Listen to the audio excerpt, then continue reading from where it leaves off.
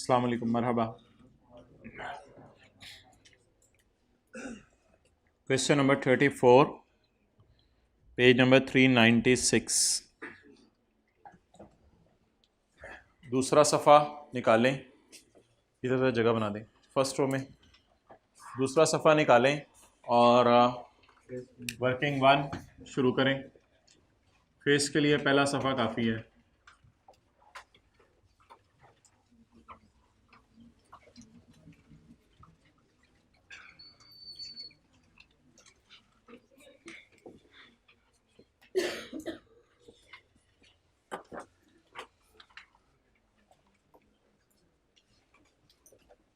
Okay,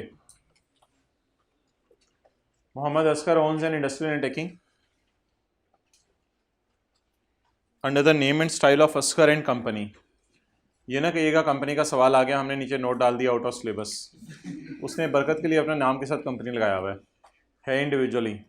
Mohammed Askar owns an industrial undertaking under the name and style Askar and company which is engaged in the business of pharmaceutical products। दवाइयाँ बना के बेचते हैं, manufacturing of pharmaceutical products. Following information is available for the year ended 31 December 2021। Sale, cost of sale, gross profit, admin and selling expenses. एक नया expense हमें नज़र आ रहा है आज मार्केटिंग एक्सपेंस के नाम से, और अदर इनकम आ रही है जो ऐड हो रही है, और प्रॉफिट बिफोर टैक्स है। सवाल की रिक्वायरमेंट है सेल से सवाल शुरू नहीं करना। Your computation should commence from profit before tax. आपकी कंप्यूटेशन शुरू होनी चाहिए प्रॉफिट बिफोर टैक्स से। तो सवाल कह रहे हैं कि आपने शुरू करनी है कैलकुलेशन प्रॉफिट बिफोर टैक्स से। थर्ड और फोर्थ रो में जगह बना दें। आपने कैलकुलेशन शुरू करनी है प्रॉफिट बिफोर टैक्स से। Okay, what is the profit? 2468। चलो बना दो ये जगह, खुला दिल रखो, कोई नहीं। 2468। हाँ, ये भी सही कह रहे हो, 2468।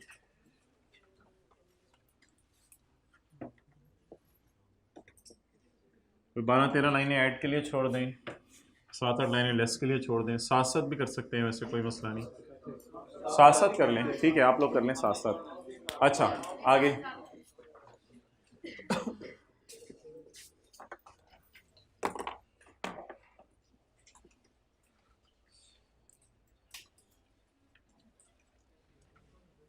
वेलकमिंग एटीट्यूड शो करें लेट आने वालों को। बाद में थोड़ा सा एहसास दिला दीजिएगा क्लास के एंड पे, या टाइम पे आया करो। अच्छा मोहतरम, बड़ी एक 2-3 बेसिक बातें हैं, ये सबके आने का वेट किया जा रहा था, वो मैं करना चाह रहा था। उससे पहले कि मैं आगे चलें ऐसे ही ज़रा आप टाइम ज़ाया करते हैं। पॉइंट 2 पढ़ लें, 1-2 मिनट बच्चे आने दें। खर्चों में खर्चा पड़ा है यार, 676,500 paid to a local hotel for holding annual Eid Milan party for employees and their families. कोई मसला नहीं ईद मिलन का नॉर्मल खर्चा है। बल्कि अगर इसमें यह भी बता दिया जाता कि फैमिलीज़ ने 676 में से 300 का खाना खाया है, तो भी इससे कोई फ़र्क ना पड़ता। ये बिज़नेस का जेन्युइन खर्चा है। खर्चों में पड़े होने की वजह से माइनस हो गया, अच्छा हुआ माइनस हो गया। 12,35,000 हमने पेनल्टी पे की है कस्टमर को in settlement of a claim for damages. उसने हमसे मांगा था जुर्माना, क्योंकि एक कॉन्ट्रैक्ट हुआ था, हमने वैक्सीन बेचनी थी। हमारा मैन्युफैक्चरिंग का कारोबार है फार्मास्यूटिकल चीज़ों का। लेबॉर्ट्री टेस्ट ने बताया है कि जो वैक्सीन के अंदर गंद बला है वो वैक्सीन में एक्सीड कर गया एक्सेप्टेबल लेवल का। हमने थोड़ा सा उसको बताया था हमारी वैक्सीन में मसला होगा, लेकिन वो जो मसला बताया था वो उससे भी ज़्यादा निकला है। जो कि हमारा एग्री हुआ था एक्सेप्टेबल लेवल, उससे भी आगे निकला है। आई कैप भी एक्सेप्ट करता है ना, 50 नंबर आप ना भी लें तो आई कैप एक्सेप्ट कर लेते हैं आपको। तो अब जो वैक्सीन के अंदर मसला, थर्ड रो में आ जाए। अब जो वैक्सीन के अंदर मसला निकला है वो मसला क्रॉस कर गया है लिमिट्स को।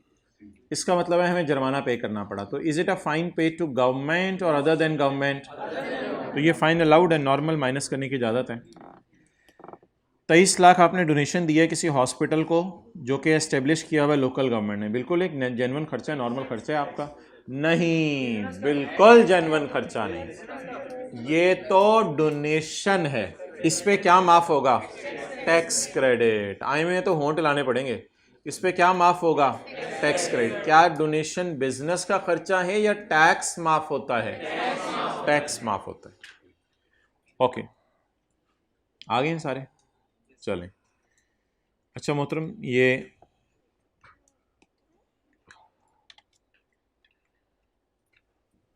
अगर सेल से सवाल स्टार्ट करेंगे ना कभी पेपर में, तो अलाउड खर्चे माइनस करेंगे। एक बेसिक बात थी, सबके आने का वेट किया जा रहा था। सेल से सवाल स्टार्ट करेंगे तो अलाउड खर्चे माइनस करेंगे, और अगर प्रॉफिट से सवाल स्टार्ट करेंगे तो नॉट अलाउड खर्चे ऐड करेंगे। ये ज़रा न्यूमेरिकल सॉल्व करने का तरीका होता है। सेल से स्टार्ट करें तो अलाउड खर्चे माइनस कर दें, प्रॉफिट से स्टार्ट करें तो नॉट अलाउड खर्चे ऐड बैक कर दें। ये एक बेसिक थीम है सारे सवालों की। अच्छा, जो हमारा चैप्टर है ना, क्या कहते हैं, 8, वो जो चैप्टर है ना, वो ये कहता है कभी ना किसी दिन घर में अकेले ज़रा बैठना है आपने यकसुई से, थोड़ा सा यार और उसकी जगह दे दो। आपने यकसुई से ना किसी दिन बैठना है, आप और सेक्शन 21, बस, और कोई तीसरा बंदा ना हो बीच में। तो सेक्शन 21 में ना एक चीज़ ऑब्जर्व कीजिएगा, कहीं वो अलाउड लोअर ऑफ करके आपको निकाल के दे रहे हैं, कहीं डिसअलाउड लोअर ऑफ करके आपको निकाल के दे रहे हैं। For the purpose of example, page 128 पे परचेजेज हैं, वहाँ हमने डिसअलाउड निकाला था लोअर ऑफ करके। फिर उसके बाद पेज नंबर 129 के ऊपर कमीशन है, वहाँ हमने अलाउड निकाला था लोअर ऑफ करके। तो सेक्शन 21 का कोई दीन ईमान नहीं है, कभी अलाउड फिगर दे रहा है लोअर ऑफ करके, कभी डिसअलाउड दे रहा है लोअर ऑफ करके। और अगर आगे चलें तो फार्मास्यूटिकल कंपनी अगर एडवर्टाइजमेंट का खर्चा करे, तो पेज नंबर 131 पे हमने पढ़ा था, फार्मास्यूटिकल अगर सेल प्रमोशन या एडवर्टाइजमेंट या पब्लिसिटी, जिस तीनों को मार्केटिंग कहते हैं, अगर फार्मास्यूटिकल मार्केटिंग का खर्चा करे तो वो भी माइनस करने की इजाज़त है, लेकिन अलाउड है लोअर ऑफ करके। लोअर ऑफ करके माइनस करने की इजाज़त है, एक्चुअल खर्चा और 10% ऑफ सेल। तो ये जितनी चीज़ें मैंने आपको बताई, कभी आप सेक्शन 21 का मिजाज देखिएगा, इसका कोई दीन ईमान नहीं, कभी नॉट अलाउड दे देता है, कभी अलाउड दे देता है। अच्छा, हमें इसमें बिल्कुल परेशान होने की ज़रूरत नहीं है। द रीज़न इज़ कि अगर हमें कभी ऐसा मसला आया, तो हमें अगर कभी अलाउड चाहिए हो तो टोटल में से नॉट अलाउड माइनस कर देंगे, अलाउड आ जाएगा। अगर हमें पेपर में चारा हुआ नहीं नहीं नहीं नहीं मुझे तो नॉट अलाउड चाहिए,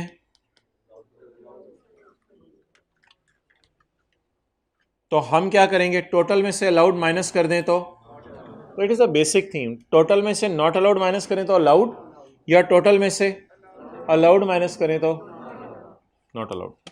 ये पूरी एक बेसिक थीम थी बिजनेस के चैप्टर के न्यूमेरिकल्स की। अब हम सवाल शुरू करते हैं। कॉस्ट ऑफ सेल में मसला है, एडमिन एंड सेलिंग में मसला है, मार्केटिंग एक्सपेंस में मसला है, अदर इनकम में मसला है। लेकिन मेरे ख्याल से सेल्स टैक्स, इनकम टैक्स के न्यूमेरिकल में तो हम इंक्लूड को हाईलाइट नहीं करते, क्योंकि हमारा स्टार्टिंग पॉइंट ही प्रॉफिट होता है, तो अंदर रख के कुछ करना ही नहीं होता। तो ठीक है, बस स्टार्ट करें आप 2468 से। प्रॉफिट आ गया 2468। अब कुछ चीज़ें ऐड करनी है, कुछ चीज़ें लेस करनी है। रॉ मटेरियल है, 1700 का, जो कॉस्ट ऑफ सेल में पड़ा हुआ है, full stop. No tax was deducted at the time of payment, इस पे टैक्स नहीं कटा था। ओके, इस पे टैक्स नहीं कटा था। परचेज डिसअलाउड, वर्किंग 2, यानी कि मैंने कहा 10-12 लाइनें इसके लिए छोड़ दें, 8-9 लाइनें इसके लिए छोड़ दें। उसके बाद working 2, purchase disallowed, it is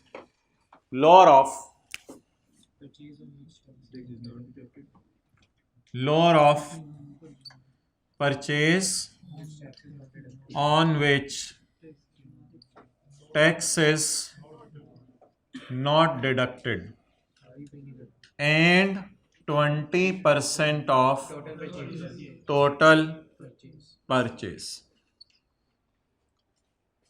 अब पेपर में ना वर्किंग करते हुए कोई इतना ज्यादा डिटेल में जाने की जरूरत नहीं। No tax deduction 20% of purchase, बस इतना भी लिख देंगे, कॉन्सेप्ट सही आपने अप्लाई करना है। इतनी लंबी लंबी अंग्रेजियां लिखेंगे तो ये लिखते रहेंगे। ओके, अब मोहतरम, what is the purchase on, ये तो मैंने आपको खोल के दिया हुआ चैप्टर 8, मैं तो सवाल में आता हूं। What is the purchase on which tax is not deducted? Raw material खरीदे 7800 का, सारे भी टैक्स नहीं काटा। So what is the, पिछले सवालों में ये होता था, जे डॉट वाला और जो हमने सवाल किया था वो कहता था 7800 का रॉ मटेरियल खरीदे, उसमें से इतने पे टैक्स नहीं काटा। इसमें इसने क्या लिख दिया, सारे पे टैक्स नहीं काटा। What is the purchase on which tax is not deducted? 7800, 20% of total purchase, total purchase का 20%। अब मुझे बताएं, टोटल परचेज और कहीं गिवन है ही नहीं, बस यही मेरी परचेज है रॉ मटेरियल की सारी, तो इसी का क्या ले लूं जी बताएं। 1560,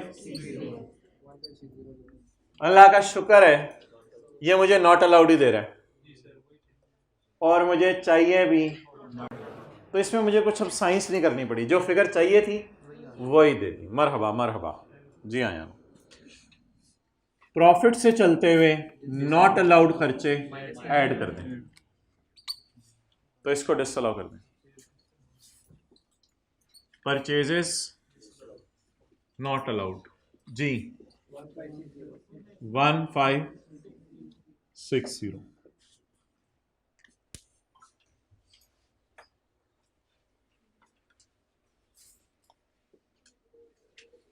नेक्स्ट, जल्दी जल्दी, बी क्विक।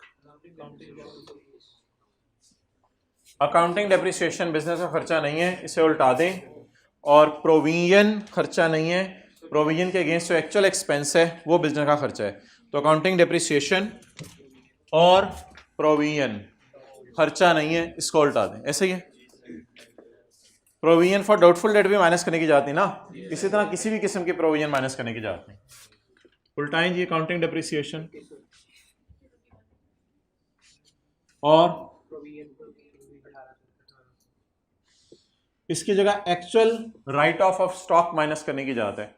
अगर कभी सवाल में दे, एक दफा देगा, वो हम डिस्कस करेंगे, आते रहिएगा। पेवस्तर है शजर से उम्मीदें बाहर रख, शजर से मुराद इधर कॉलेज और टीचर है, दिनों के एतबार से जो आजकल चल रहे हैं। ओके, फरवरी में शजर से मुराद आपकी किताबें होंगी।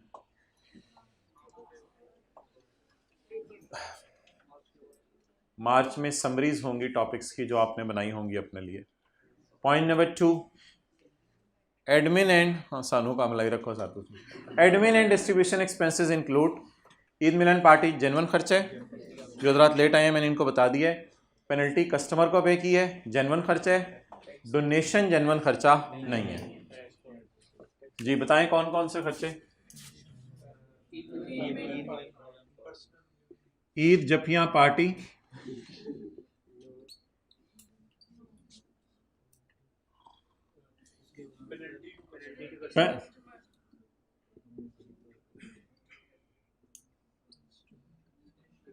तो इधर उधर की ना बात बता, वैक्सीन में क्या डाला था तूने। चले छोड़े, हमें क्या वैक्सीन में क्या डाला था, बस ये खर्चा अलाउड है, जेन्युइन खर्चा है। तो क्या करें, डोनेशन के साथ रिक्लासिफाई लिखना है।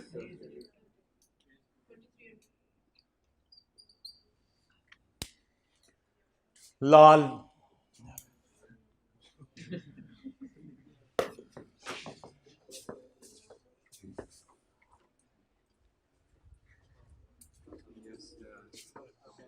लाल से आज आपको काला लिख के दिखाया जाएगा। डोनेशन को क्या करना है, बच्चों की बातों पे हंसते हैं हम लोग, आदत बन गई है। आप लोगों के बच्चे बड़े खुश रहेंगे। ओके, बात बहुत आगे निकल गई। चलें आगे, डस्टर नहीं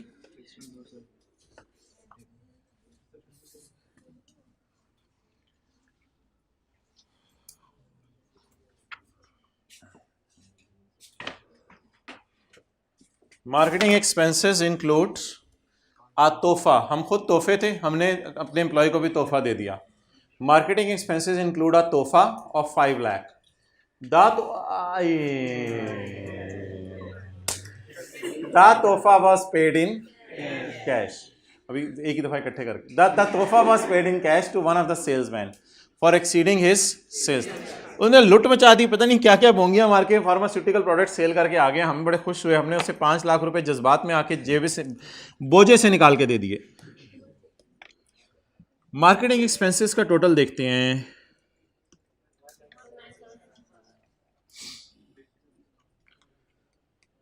मार्केटिंग एक्सपेंसेस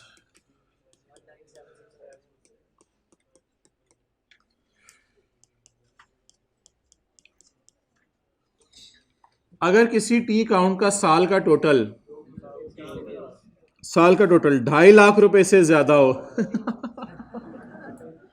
कितना ज्यादा है 2.5 लाख से, तो बोलते हुए शर्म सी आवे। अगर किसी टी काउंट का टोटल साल का 2.5 लाख रुपए से ज्यादा हो, 2,50,000 से, ये सेक्शन 21 का एल है, और उसके अंदर इंडिविजुअल पेमेंट 25 उसमें इंडिविजुअल पेमेंट 25,000 से ज्यादा हो और कैश में हो। 3 बातें हैं बुजुर्गों, 3 बातें हैं। ये टोटल 2.5 लाख से ज्यादा, ये टोटल, ये इंडिविजुअल और पेमेंट, तो ये खर्चा नॉट अलाउड। जी बिल्कुल एक्सपेंस है। फिर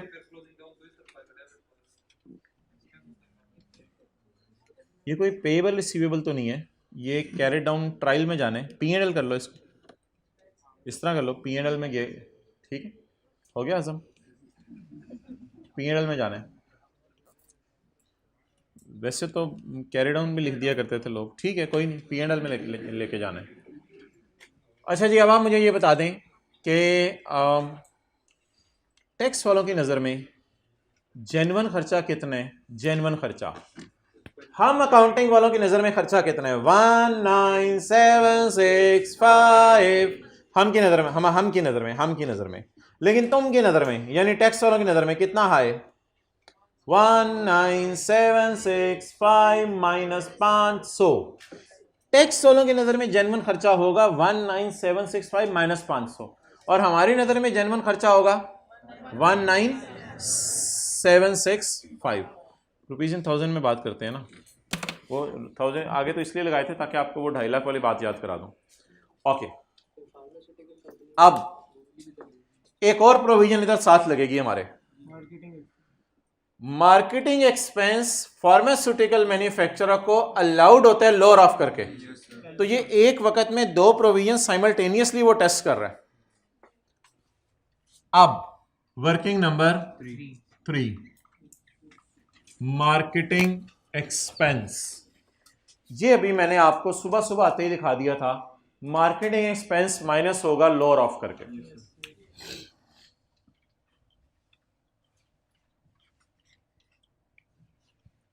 लोअर ऑफ क्या हो जाएगा? अलाउड।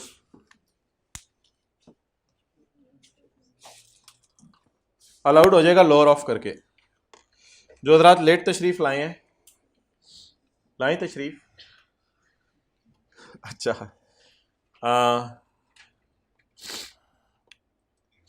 पेज 131 पे ना हमने ये प्रोविजन पढ़ी हुई है, advertisement is lower of actual और 10% ऑफ सेल।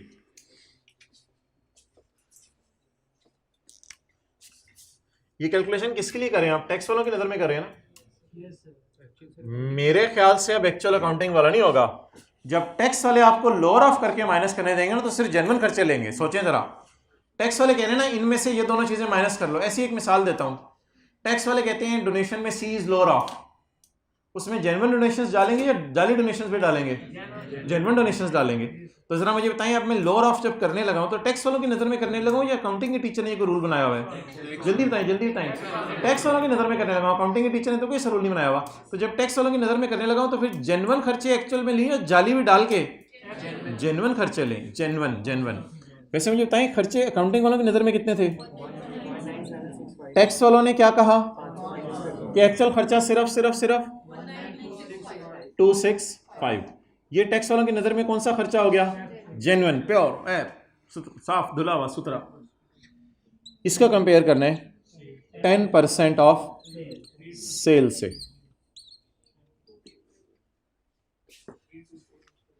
ओहो, सेल कितनी है तेरी असगर? 324850।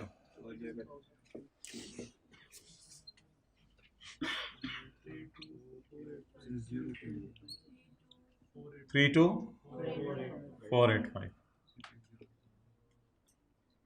Okay,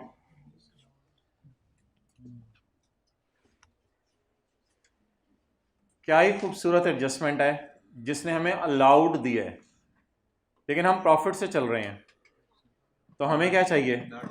not allowed. तो नॉट अलाउड अभी हम निकाल लेते हैं। परचेज नॉट अलाउड या मार्केटिंग नॉट अलाउड, इसमें दो प्रोविजंस इकट्ठी टेस्ट हुई हैं। मार्केटिंग नॉट अलाउड, प्रॉफिट से चलते हुए नॉट अलाउड को ऐड कर दें। नॉट अलाउड कैसे निकलती है? Total minus allowed is equal to not allowed. अब मैं टोटल कौन से लूं? अकाउंटिंग वालों वाली, क्योंकि मैंने तो टोटल खर्चा यही बुक किया हुआ ना, तो मैं टोटल खर्चा कितना लूं? अभी मैं कोई टैक्स रूल नहीं लगा रहा, अभी मैं आपसे पूछ रहा हूं मेरा टोटल खर्चा कितना है जेन्युइन, मेरा अकाउंटिंग वालों का। तो टोटल खर्चा कितना? 19765। इसमें से टैक्स वाले कितना माइनस करने देंगे? लोअर। What is lower? तो अब चैलेंज अगला ये है कि अकेले बैठ जाना किसी दिन सेक्शन 21 के साथ और देखना ये है कि वो अलाउड वाली देता है या फिर नॉट अलाउड वाली चीजें देता है। जी, ये 500 असल में वही आ गया जो कैश पेमेंट है, लेकिन ये जरूरी नहीं है। अगर ये लोअर आ जाता तो गेम और होनी थी कोई। उसमें फिर 500 को भी माइनस करते हैं। किस में? जो अगर ये 10% ऑफ सेल लोअर आ जाता उसमें तो नहीं, बस ये तो करना ही था, ये एक्चुअल खर्चे फॉर्मेट सारा यही रहने, बस लोअर आप ये लेके उसको माइनस कर देते हैं। ओके, सो आपको पता है यार, चलते चलते सवाल में कोई इक्का दुक्का वो डालते हैं फिर ऐसी एडजस्टमेंट। तो ये 500 रुपये कैश वाली कहानी ना होती फिर तो ज़रा एडजस्टमेंट मेरे ख्याल से ज़्यादा आसान थी। उसमें सर ये वाला कॉन्सेप्ट खाली टेस्ट हो रहा होता, तो ये 500 वाला भी इसने फिर बीच में डाला, तो नो प्रॉब्लम एट ऑल। आपके टर्म में कोई और चीज़ आएगी वो अगली दफ़ा वालों को बताई जाएगी। तो इन चीज़ों की बॉदरेशन नहीं करनी होती। ये सवाल भी मेरा ख्याल है जो तकरीबन क्लास में 70-80% बच्चे बैठे हैं उनकी बात कर रहा हूँ, ये सवाल आधा आप लोगों ने फिर भी कराना था। हालांकि मैं आप लोगों को करवा रहा हूँ, आगे चलने दें सवाल को। सवाल के अंदर फारग चीज़ें पड़ी हुई हैं। अच्छा, नहीं, कुछ भी नहीं, बस फिर आप टोटल लिखते, total minus allowed equal to खुद ही क्या आ जाता? Not allowed. पैटर्न यही रहता। अच्छा, सवाल ने क्या कहा हुआ था? टोटल खर्चा कितने? 19765। लॉ ने क्या कहा था? जेन्युइन खर्चा या 10% ऑफ सेल, दोनों में से क्या माइनस करो? ये आ गया लोअर, मैंने इसको यहां पर अलाउड कर दिया, बाकी क्या हो गया? Not allowed. आगे कुछ भी नहीं है सवाल में, चलें। जाना तो नहीं ना यार, कुछ ना कुछ तो सीखेंगे ना। अदर इनकम में डिविडेंड पड़ा हुआ है, पहले इसको निकाल दें फिर अगली बात करते हैं।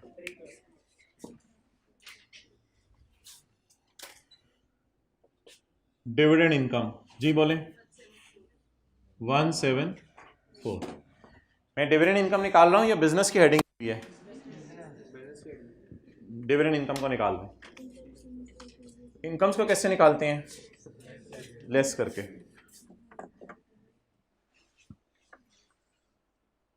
This amount was received from a listed company, dividend में फर्क नहीं पड़ता लिस्टेड से या नॉन लिस्टेड से, after deduction of tax and after deduction of ज़कात।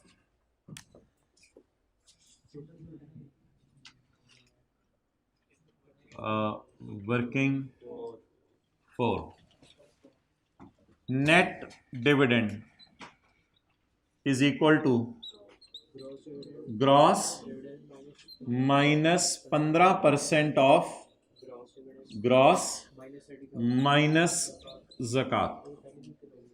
दो दो दफा ये पहले करवाई भी है।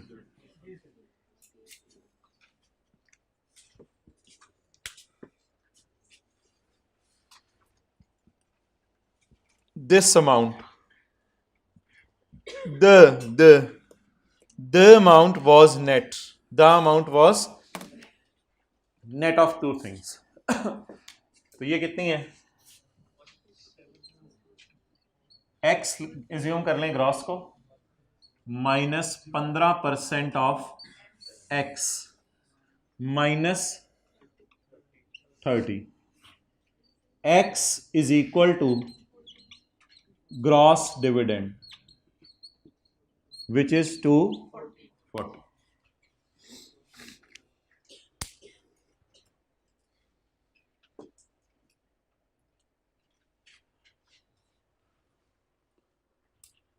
अब ये ज़कात ज़कूत फेस पे माइनस कर लेंगे।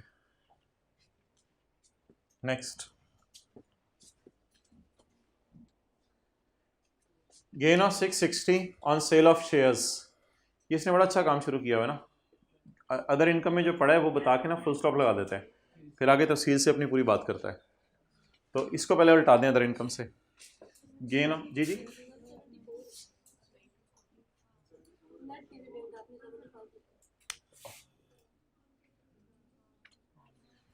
अच्छा, अगला bullet, other income include gain on sale of shares. Gain on shares निकाल दें, इधर जो मर्जी लिख दिया करें, गेन ऑन शेयर्स लिख दें, कैपिटल गेन लिख दें, जो मर्जी। गेन ऑन शेयर्स निकाल दें यहां से। Other income include gain on shares of a private company. यहां तक पढ़ के अच्छा, हमारा जो साल है ना वो है 31 दिसंबर 2021। हमारा साल क्या है? 31 दिसंबर 2021। लेकिन इसको अगर टैक्स के एतबार से बात करें तो ये 30 जून 22 का साल बनता है, स्पेशल टैक्स ईयर। देखने में, पढ़ने में मैं कह रहा हूं 31 दिसंबर 21 को एंड हो रहा है, लेकिन डिनोट कैसे करूंगा? Special tax year 2022। ओके, हमारा साल खत्म होने से महीना दो पहले, नवंबर में महीना दो पहले हमने जो है वो प्राइवेट कंपनी के शेयर बेचे हैं।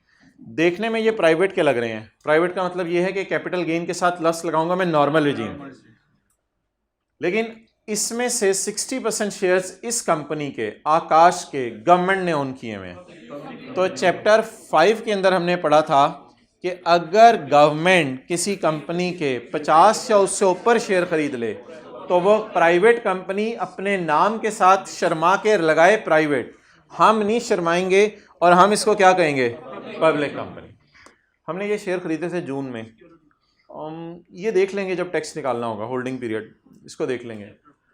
बता दें अगर फेडरल गवर्नमेंट ने शेयर खरीदे तो ये कंपनी पब्लिक है या private? If a company is public तो कैपिटल गेन के साथ क्या लॉस लगाऊं? Separate block. रिक्लासिफाई करना है। साथ ही वर्किंग 5, इनकम फ्रॉम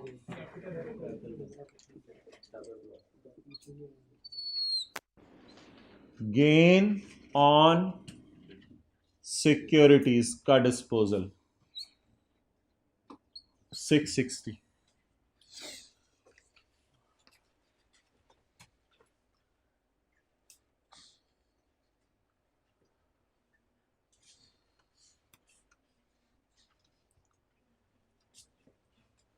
चलें आगे।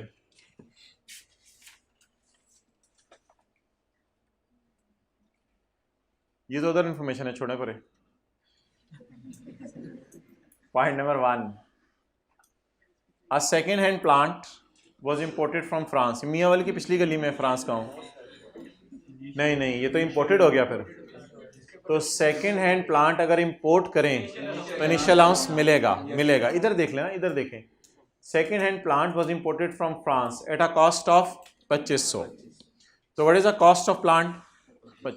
खर्चों में तो नहीं पड़ी हुई कि उल्टा के डेप्रिसिएशन माइनस करें, नहीं पड़ी हुई खर्चों में। क्योंकि खर्चों में जो पड़ा हुआ था उसने बता दिया, इनकम में ये है, खर्चों में ये पड़ा हुआ है, खर्चों में ये पड़ा हुआ है, खर्चों में ये पड़ा हुआ है, इसके साथ लिखा नहीं हुआ खर्चों में पड़ा हुआ है। Withholding tax of 1.5 lakh was deducted eight import stage. असल में लोग ना टैक्स नहीं जमा करवाते, इसलिए गवर्नमेंट जो है ना, गवर्नमेंट ने कुछ तरीके पकड़े हुए हैं कि जब आप प्लांट इंपोर्ट करते हैं ना, गवर्नमेंट कहती है प्लांट नहीं उठाने देंगे आपको, पहले थोड़ा सा हमें टैक्स दो। तो जो भी टैक्स है रिलैक्स रहें, अपने न्यूमेरिकल के एंड पे आपने माइनस कर देना है, बस बिल्कुल एंड पे जाकर ना इसको माइनस कर देना है। तो एडवांस टैक्स है, एडवांस टैक्स है, तो इसको आपने एंड पे ज़रा माइनस कर देना। कॉस्ट में ऐड नहीं होगा, ये आपको रिफंड हो जाएगा। नॉन रिफंडेबल टैक्सेस ऐसे कॉस्ट में ऐड होते हैं। ये विदहोल्डिंग टैक्स का मतलब है टैक्स कटा है एट इम्पोर्ट स्टेज। हाँ एक minute, one by one. Taxes हमेशा सवाल खामोश हो तो आपने एंड पे माइनस कर देनी है। एंड पे माइनस करने का मतलब ये है कि ये टैक्स आपको छूट मिल जानी है। असल में प्लांट पे तो कोई टैक्स बनता भी नहीं ना, सोचें प्लांट पे क्या मतलब, प्लांट मैंने खरीदा उस पर टैक्स, ये क्या बात हुई? मैं प्लांट से चीज़ें बनाऊंगा फिर मेरी बिजनेस इनकम पे टैक्स लेना तुम तो। लेकिन बिजनेस इनकम में लोग टैक्स जमा नहीं कराते थे। तो एक सेक्शन है जो आप सीए फाइनल में पढ़ेंगे, सेक्शन 148, वो ये कहते हैं जब आप बाहर के मुल्क से कोई चीज़ वगैरह इंपोर्ट करें ना तो आप टैक्स पे कर दें हुकूमत को। लेकिन ये सीए फाइनल का कॉन्सेप्ट है, इसलिए आई कैप सिर्फ एक लफ्ज़ लिख देता है with hold, deduct, paid, tax. तो जब भी इस चीज़ का लफ्ज़ आ जाए ना, with hold, paid, deducted, tax, आपने बस अपने सिलेबस के एतबार से उसको एंड पे माइनस कर देना है। तो इसको एसेट की कॉस्ट में नहीं डालना। अच्छा, तो इसको हम एंड पे माइनस कर देंगे। आगे चलें। इनकम टैक्स, इनकम टैक्स अगर कोई और टैक्स होता तो फिर तो मैं अलग बात थी, ये इनकम टैक्स है। जब भी पेपर में लफ्ज़ ना लिखा हो ना टैक्स कौन सा है, तो जो लॉ चल रहा है वही वाला टैक्स है। हमारा लॉ इनकम टैक्स चल रहा है, अभी इनकम टैक्स का सवाल है तो ये इनकम टैक्स है। तो विद होल्डिंग इनकम टैक्स लिख लो ऊपर आप। विद होल्डिंग इनकम टैक्स ये बिजनेस का खर्चा नहीं है। अब हमने पढ़ा था इनकम टैक्स बिजनेस का खर्चा नहीं है, बल्कि एंड पे माइनस करने की जरूरत होगी, इतना टैक्स आपको माफ हो जाएगा। ये ना मैंने बात असल में थोड़ी देर बाद डिस्कस करनी थी, जब मेरे नीचे 2 टैक्सेस और आ रहे हैं, आज नीचे 2 टैक्सेस और आ रहे हैं, उसके साथ मिला के मैंने ये बात डिस्कस करनी थी, इसलिए अभी छोड़ें इस बात को। अच्छा, ये हम एंड पे माइनस कर देंगे। आगे चलें। प्लांट इंस्टॉल हुआ है सितंबर में, सितंबर, अक्टूबर, नवंबर, दिसंबर, उससे कोई फ़र्क नहीं पड़ता हमने डेप्रिसिएशन को कौन सा टाइम बेस पे एलोकेट करना है, इससे कोई फ़र्क नहीं पड़ेगा। फुल ईयर डेप्रिसिएशन चार्ज करेंगे। इसी ने इनकर किया इंस्टॉलेशन ऑफ 3,75,000, ओए वो इसने एडमिन एक्सपेंसेस में डाल दिया। तो इंस्टॉलेशन को एसेट की कॉस्ट में डालना चाहिए या एक्सपेंसेस में? कॉस्ट में। अब क्या करें, खर्चों में पड़ी हुई है, खर्चों में पड़ी होने की वजह से प्रॉफिट तक पहुंचते हुए इसको क्या कर दें, उल्टा दें।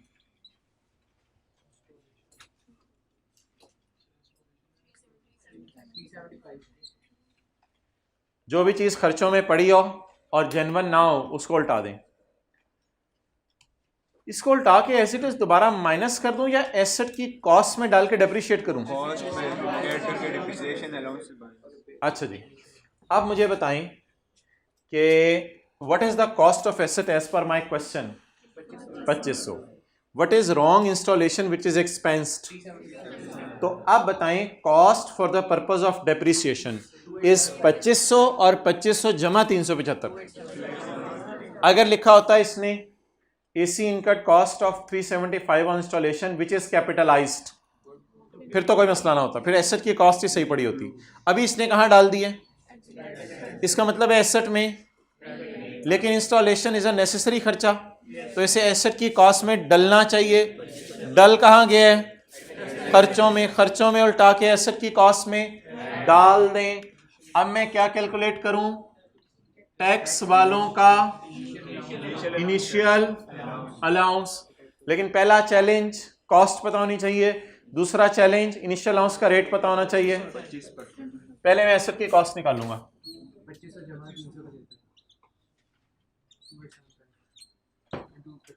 मल्टीप्लाइड बाय ना आप इज इक्वल टू लगा दें इधर, इज इक्वल टू पहले लगा दें इधर, 25% डायरेक्ट ना लगाएं, एसेट की कॉस्ट निकाल लें, शायद आपको फायदा हो जाए इस चीज का। कॉस्ट निकाल लें, शायद फायदा हो जाए। 28, शायद इस कॉस्ट निकालने का फायदा हो जाए। अब लगा दें 25%। ये 1 मिनट, 71 9। आप पूछो क्या चीज? डेज वाला तो अमोर्टाइजेशन में होता है ना। तो इनिशियल अलाउंस आ गया। अच्छा, अगली चीज टैक्स वालों की, व्हाट इज कॉस्ट? 2875 निकालने का फायदा हो गया, वरना दोबारा निकालना पड़ता। कॉस्ट माइनस बिल्डिंग के लिए 10, कंप्यूटर के लिए 30, बाकी सब के लिए 15%। Full year डेप्शन in the year of purchase,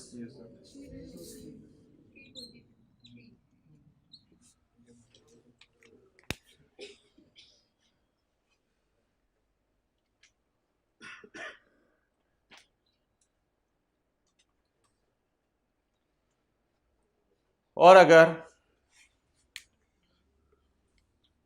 if someone is villa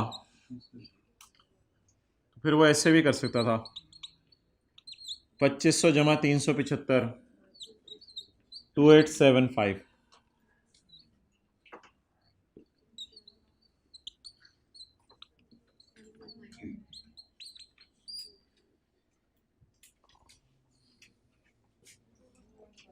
जी 21 इस तरह तो क्लास में हम करते थे ना, तो घर में पता नहीं क्या। अच्छा चल,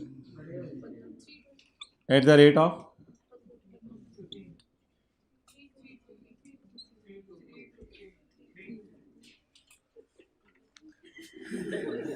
अच्छा आप बोलें इनिशियल अलाउंस और टैक्स डेप्रिसिएशन को फेस पे ले जाएं या उधर ही निकाल लें? तो बात नहीं सुन रहा था तूने, कैसे बोलना था उधर ही? यार ये सीए ना बताऊं, फुल पैकेज डील है, फुल एक पैकेज है। Mobile side, extra curricular side, दोस्त यार साइड के ऊपर कंसंट्रेशन। वही बिगड़िया है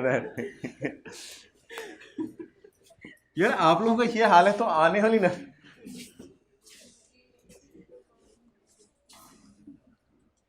चलें आगे, बताएं इसका क्या करना है। किसका? आंटी का। ये point 2, pre commencement expenditure of, बोलें 3400। प्री कमेंसमेंट एक्सपेंडिचर कितना है? 3400। प्री कमेंसमेंट एक्सपेंडिचर होता है फिजिबिलिटी स्टडी वगैरह। और सेक्शन 25 पे जाके नजर मारें, पेज नंबर, यार कोई बैठे होते हैं ना मेरे जैसे भी, उनको भूला होता है। पेज नंबर बताएं। 144 भाई फरमा रहे हैं। 144 पे जाके देखें प्री कमेंसमेंट एक्सपेंडिचर के साथ क्या करना है। 5 साल पर अमाउंट ला लें, चलें बोल लें, 5 साल पर अमाउंटाइज करें, मेहरबानी। आप बता दें जी, प्री कमेंसमेंट एक्सपेंडिचर को उल्टाऊं कितने से और माइनस कितने से करूं? उल्टाऊं कितने से और माइनस कितने से करूं? उल्टाऊं कितने से? यार ये पहली दफा ऐसा सवाल आया और बड़ा मजे का है, और आपके मुंह में पानी आ रहा है, एक दो की राल टपकती हुई मुझे नजर आ रही है। Pre commencement expenditure of 3400 were charged to accounting profit and loss for the year ended पिछले साल खर्चे में डाला था। टैक्स वाले कहते हैं होली होली होली होली होली माइनस करो। अच्छा, अगर इस तरह के एडजस्टमेंट्स हम करते थे, लेकिन उसमें ना इसी साल खर्चे में डाला होता था। इसने पिछले साल खर्चे में डाला है, तो पिछले साल के न्यूमेरिकल में हमने किया होगा 3400 को उल्टाकर 3400 का 20% माइनस किया होगा। अब हमारे साल दोबारा ना उल्टाइएगा, उसने फिर उलट जाना है। हमारे साल दोबारा ना उल्टाइएगा 3400 को, ट्राई करके देखें वैसे उल्टा के। एग्जामिनर क्या करता है? खर्चे में पड़ा हुआ है, पिछले साल के खर्चे में पड़ा हुआ है ना, तो क्या हमारे साल, तू जरा निकाल उंगली, हमारे साल के P&L के अंदर खर्चे में पड़ा हुआ है या पिछले साल 3400 माइनस है? तो पिछले साल की वर्किंग वन में 3400 उल्टाकर, बहुत से सवाल हमने ऐसे किए हुए हैं, एसेट की कॉस्ट उल्टा दो, इसकी अमोर्टाइजेशन माइनस कर दो। तो पिछले साल उल्टाकर पिछले साल 20% माइनस हो गया होगा, 20 इस साल माइनस कर लेते हैं, 20 उससे अगले साल, 20 उससे अगले साल, 20 उससे अगले साल। तो इस साल वाला 20 बस माइनस करवा दें। सर वो एक सवाल कर रहा था मैं, उसमें आपने उल्टाया नहीं हुआ था। और फिर टीचर जो करता है उस बच्चे की, क्लास के बाद आके बच्चे पूछते हैं, बच्चे लेके आते हैं, सर ये 3400 उल्टाया क्यों नहीं आपने? ओह फिर फैकल्टी रूम में। अच्छा जी, टैक्स वालों की अमोर्टाइजेशन फिजिबिलिटी स्टडी की 3400 का या 3400 डिवाइडेड बाय 5, जो भी आपको पसंद हो। 680। हाँ ये उसने खुद ही बता दिया कि टैक्स वाले क्या चाहते हैं। जैसे आई एस आप पढ़ते हो FY 2 में। आगे चलें, टैक्स वालों की डिप्रिसिएशन, पहले पुराने साल का लॉस माइनस करते हैं। है कोई पुराने साल का लॉस? किसी और सवाल में से देख लें। लुट मची हुई है, हाथ दो, इतने भी हम पागल नहीं है। तो इसी सवाल में जरा टैक्स वालों की डिप्रिसिएशन माइनस करवाएं।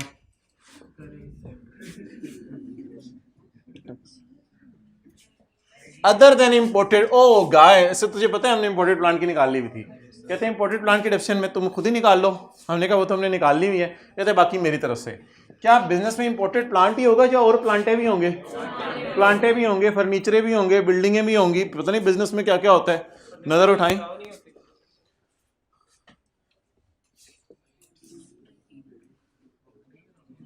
पता नहीं क्या बोला आपने, क्यों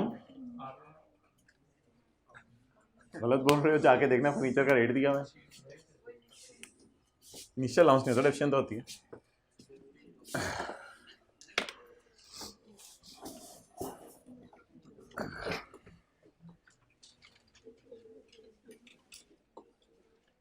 साथ वाले को मुतवज्जे करें, उसके कान खोलें।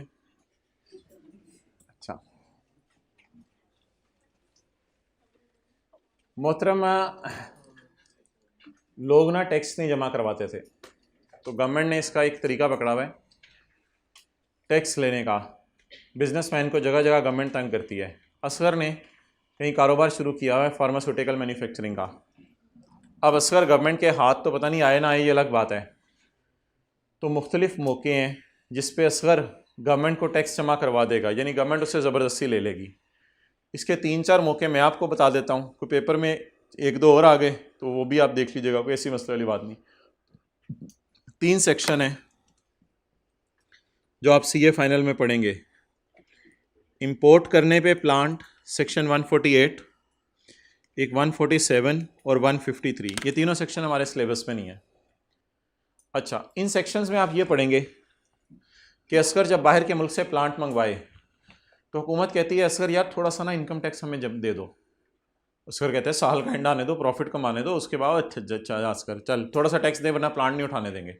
वो असगर बेचारा प्लांट टैक्स दे देता है। जहाँ जहाँ से ये हुकूमत के हत्थे चढ़ते हैं ना, हुकूमत उनको पकड़ती रहती है। थोड़ा सा टैक्स ले लिया, थोड़ा सा टैक्स ले लिया, तंग करने के लिए, तंग करने के लिए। किधर है ITO, कहाँ पड़ा हुआ है? नहीं पड़ा हुआ, ये पड़ा हुआ है। सेक्शन कौन से? 148। इसने को 10,000 दफ़ा ढूंढना है। 148 import. The collector of custom shell collect advance tax from every importer of goods at the rate specified फलां फलां। तो ये टैक्स निकल आएगा और ये CA फाइनल का कोई सेक्शन लग रहा है। इसके बाद क्या लिखा हुआ है? Advance tax shall be collected in the same manner as custom duty. The tax required to be collected in this section shall be adjustable. ये आपको साल के एंड पे वापस मिल जाएगा। तो ये किस तरह की कोई कहानी आप पढ़ेंगे। इसी तरह सेक्शन 147 है, इसी तरह 148 है। तो गवर्नमेंट मौके मौके पे ना लोगों से टैक्स लेती है। अब प्लांट इंपोर्ट करके वो बेचारा आ गया, अब दुकान पे उसने प्लांट चलाया, प्लांट चला के उसने दवाइयाँ बनाई, दवाइयाँ बना के उसने मुझे आपको बेची, तो हम नॉर्मल तरीके से चीज़ खरीद के आ जाएंगे। दवाइयाँ बना के उसने किसी जाइंट को बेची, डॉक्टर्स हॉस्पिटल को बेची। गवर्नमेंट ने डॉक्टर्स हॉस्पिटल को कहा कि यार तुम इसके कस्टमर हो, ये सेलर है, तुम्हें दवाइयाँ बेच रहा है, इसको थोड़ा सा तंग करो। जैसे तुम एम्प्लॉय की सैलरी पे टैक्स काटते हो डॉक्टर्स हॉस्पिटल वालों, ऐसे ना तुम्हारे लिए ये खर्चा है, उसके लिए ये इनकम है। तो दवाइयाँ तुम लोगों ने अगर 10 लाख की खरीदी है ना डॉक्टर्स हॉस्पिटल वालों, तो इसको 10 लाख की बजाय ना 9.5 लाख दे दो, बाकी हमें जमा करा दो। तो डॉक्टर्स हॉस्पिटल वाले कस्टमर बनते हैं इसके असगर के आके और इससे दवाइयों की लॉट खरीदते हैं। अब डॉक्टर हॉस्पिटल वाले गवर्नमेंट के साथ मिल के इस बंदे को दोबारा पकड़ते हैं और इससे कुछ थोड़ा बहुत टैक्स ले लेते हैं। इसको कहते हैं हम टैक्स डिडक्टेड बाय कस्टमर। हमारे कस्टमर ने हमारी जान ले ली, कस्टमर ने टैक्स काट लिया। क्लियर? ओके। मिसाल के तौर पे कमिश्नर अपने 10 बच्चे कॉलेज में लाके एडमिशन करवाए उनका। जब अब कमिश्नर अपने 10 बच्चों को एडमिशन करवाए तो कॉलेज वालों को फीस पूरी ना दे, और फीस पूरी ना दे थोड़ा सा टैक्स काट के गवर्नमेंट के खजाने में कॉलेज वालों का जमा करा दे, बाकी फीस दे दे। इसी तरह हर 3 महीने बाद गवर्नमेंट के बंदे आते हैं आपके पास और कहते हैं असगर नज़र ना लगे, थोड़ा सा ना नज़र उतारने के लिए इनकम टैक्स 30 सितंबर से पहले जमा करा दो। हर 3 महीने बाद साल में 4 दफ़ा आते हैं और थोड़ा थोड़ा टैक्स आपसे लेके चले जाते हैं। इसे कहते हैं टैक्स पेड अंडर सेक्शन 147। ये सारी कहानियाँ हमें कहाँ से याद रहनी है? अल्लाह भला करे ICAP के पेपर बनाने वाले का, उसने अल्फाज ही ऐसे लिख दिए हैं कि बस हमें पता चल जाएगा। इनकम टैक्स कट चुका है, एडवांस टैक्स जमा करा चुके हैं, बस ये लफ्ज़ काफ़ी है इनकम टैक्स का हमारे लिए कि ये एंड पे हमने माइनस करना है। ये बस मुख्तलिफ जगहों में हुकूमत ने हमें पकड़ने की कोशिश की थी, एंड पे इसको माइनस कर दीजिएगा 14 लाख और 2 लाख। एक ध्यान रखिएगा, और एक ये भी सेक्शन है 148, इसमें भी 1.5 लाख कटा हुआ है आपका। एंड पे ध्यान रखिएगा इन तीनों को माइनस करना है। लेकिन एक बात और है जो मैंने आपसे पहले कभी की थी कि अगर हम ये खर्चे में डाल चुके हैं, अगर इनमें कहीं किसी के साथ आ जाता 1.5 लाख के साथ या 1400 के साथ या 200 के साथ कि this is included in expenses, फिर उसको उल्टाना भी था और एंड पे जाके लेस भी करना था। अभी ये जो मैंने स्काई ब्लू में हाईलाइट किए हैं, इन तीनों को एंड पे क्या करना है? हमने लेस कर देना है। आप लोग फिगर्स हाईलाइट ना करें। Income tax deducted, advance tax paid, with holding tax deducted, ये 3 लाइनें अंडरलाइन कर लें। इस तरह की लाइनें जब भी में आए तो आपने इस टैक्स को न्यूमेरिकल के कब माइनस कर देने? एंड पे ला के माइनस कर देना है। क्लियर? ओके, तो इसको इंशाल्लाह हम एंड पे माइनस कर देंगे। अब आप हजरात जो है वो मुझे बता दें कि what is my income from business?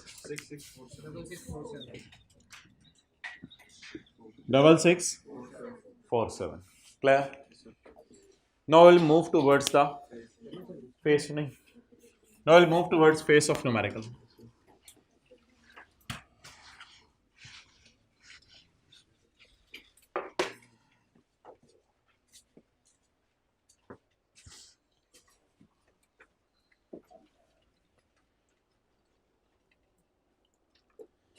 ठीक है, पहले मैं चैप्टर 18 में 19 में जाऊंगा, फेस खोलूंगा और फिर इंशाल्लाह हम रिज्यूम करते हैं। नमाज की ब्रेक ले लें, पॉज कर दें। अच्छा जी, अब असल में सबके सामने शो भी तो करना हुआ कैसे? अच्छा, 3 हमारी इनकम्स हैं सिर्फ।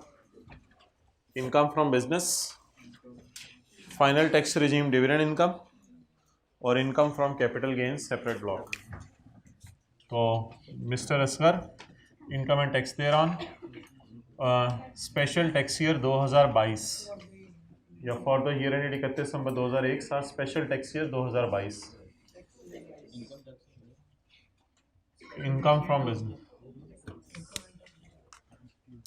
Income and tax thereon sir. Income from business, इस सवाल में लॉसेज होने चाहिए थे, मज़ा नहीं आया वैसे। Income from business, income from separate block 660। Income from other source, final tax regime dividend income. जी अमाउंट 240। जी मोहतरम, टोटल इनकम 7547। लेस कर दें इनकम फ्रॉम कैपिटल गेन और इनकम फ्रॉम अदर सोर्स, क्योंकि इन पे अलग रेट है। 660 240। जी, किसी ने बिल्कुल सही लिखा हुआ था टोटल इनकम। तो टोटल इनकम बता दें कितनी आई? आ जाके खोती बोर्ड थले 6647। अब आप माइनस कर दें ज़कात, क्योंकि समीउल्लाह भी नमाज़ पढ़ा है। तो भाई असर के बाद तो नफल नहीं होते। क्या कर रहे थे? अच्छा, ज़कात। चलिए मैं आप लोग बस रिलैक्स करके टेक लगा के बैठे हैं। 30,000 आप लोग बस आ गए हैं, बड़ी बात है। घर वाले भी शुक्र है। बच्चा पढ़ रहा है। 6617। भाई जनाब कलमा चौक गए थे नमाज पढ़ने, जूते गायब हो गए थे ना।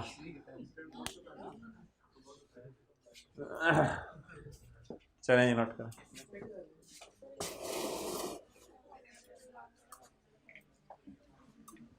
It's good to live on own money.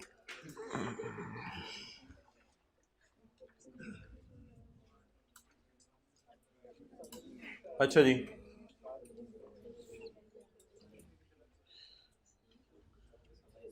उधर ही यार, उधर ही अहमद, उधर ही जी। किस एसी को करवा दो यार 26-27 पे, 22-23 पे करवा दो। अब आ रही हैं वो, 1 बाय 1 बताते जाएं जो जो रिक्वायरमेंट है। They will try to fulfil as per your desire. इसको करो 26 पे, इसके विंग्स भी ऊपर कर दो। इसको ना चलाओ, हबस हो रही है। चलाएं जी, हबस हो रही है। इसको 26 पे कर दें। उर्दू में हबस हो रही है, इंग्लिश में सफोकेशन हो रही है।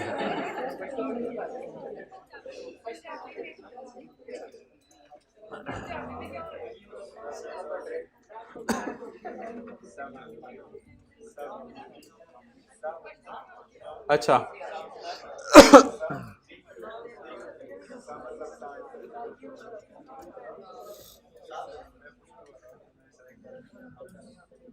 भाई प्लीज़, बच्चों ने घर भी जाने। न्यूमेरिकल का फॉर्मेट मैंने पहले शो करना था, लेकिन आप हजरात आए नहीं हुए थे। सैलरी प्रॉपर्टी नहीं है, बिजनेस नॉन स्पेकुलेशन है,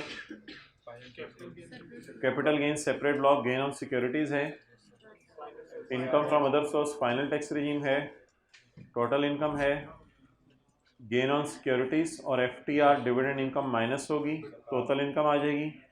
ज़कात, education expenses of children, taxable income आ जाएगी। ज़कात है सिर्फ, ग्रॉस टैक्स निकलेगा चैप्टर 4 पे जाके। फॉरेन टैक्स क्रेडिट नहीं है। चैरिटी का टैक्स, फॉरेन कितों है, चैरिटी का टैक्स क्रेडिट है। ये क्लास के एंड पे ना छेड़ा करेंगे। Tax on separate, tax on securities है। इमूवेबल प्रॉपर्टी नहीं है। डिविडेंड का टैक्स है। टैक्सेस डिडक्टेड में एक तो डिविडेंड का आ जाएगा, बाकी नीचे बरात लगी होगी। 2-3 चीज़ें हमने माइनस करनी है। फिर पेएबल टू गवर्नमेंट आ जाएगा या रिफंडेबल फ्रॉम गवर्नमेंट आ जाएगा। ओके, अब ना इस मौके पे आकर जब फेस शुरू हो जाए सवाल का, business, capital gain, dividend, separate block को डिविडेंड माइनस हो गया, ज़कात माइनस होगी। इस मौके पे आके ना आपने अपने अंदर के पप्पू को जगाना है। जगाएं ज़रा उसको, थोड़ा सा हिलें, हिलें ज़रा, जगाएं। नहीं उठ रहा ये कब से। अच्छा, अब आपने ना बस थोड़ी थोड़ी देर बाद पप्पू से पूछना है कि मोहतरम न्यूमेरिकल के फॉर्मेट में क्या आएगा।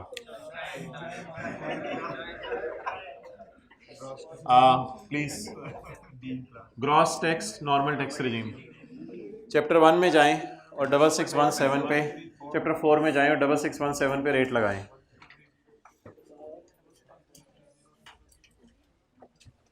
इससे आप लोगों को देख के बंदा मोटिवेट हो जाता है।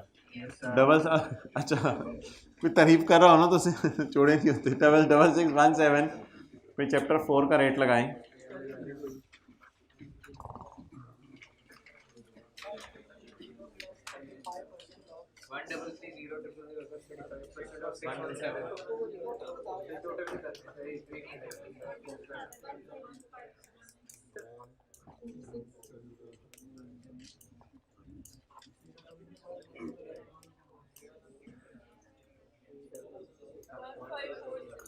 One 5 4 6।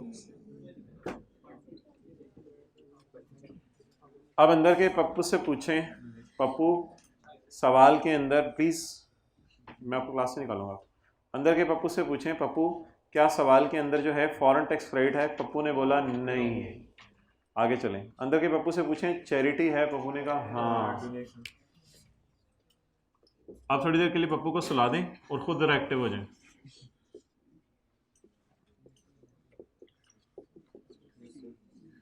A over B into C, where A is 1546, B is into C is lower of actual donation. तो 2300 थी, यहाँ मैंने रिक्लासीफाई साथ लिखा हुआ था, जाके ढूंढे वर्किंग वन में। 2300 की डोनेशन है या 30% ऑफ 6617 लोअर क्या आ गया 1985, लोअर आ गया 1985। कुछ लग रहा है इन गलियों से गुजरे हुए हैं। फोर 464। बहुत तेज़ी से आप देख रहे हैं आजकल हम मंजिल की तरफ रवां दवां हैं और 31 जनवरी के करीब पहुंच रहे हैं। वो ऑनलाइन वालों से बात नहीं करा जो ये लेक्चर फरवरी में ले रहे हैं, तो हम तेज़ी से मंजिल की तरफ रवां दवां हैं और टॉपो टॉप जा रहे हैं। रोड़े रास्ते में आए थे वो हमने हैंडल कर लिए, अब रोड़ियाँ रह गई हैं तो उनको इंशाल्लाह देख लेते हैं। अंदर के पप्पू को उठाएं। टैक्स ऑन सेपरेट ब्लॉक है पप्पू को फिर सुला दें। पहले बता दें टैक्स कितने। अच्छा जी, चैप्टर 4 से अब वापस आ जाना। अब क्या करना है उधर, less add tax on separate block, tax on securities बस लिख देना काफ़ी होगा। तो there is a next challenge कि सिक्योरिटीज़ कब ख़रीदी हैं, 1 जुलाई 22 से पहले या 1 जुलाई 22 के बाद। और फिर अगला सवाल होल्डिंग पीरियड के बुनियाद पे इसका टैक्स कैलकुलेट होगा। एक एक करके चीज़ें गिरना शुरू हो गई हैं। चैप्टर नंबर कैपिटल गेन, सुभान अल्लाह सही कह रहे हो। पेज 224।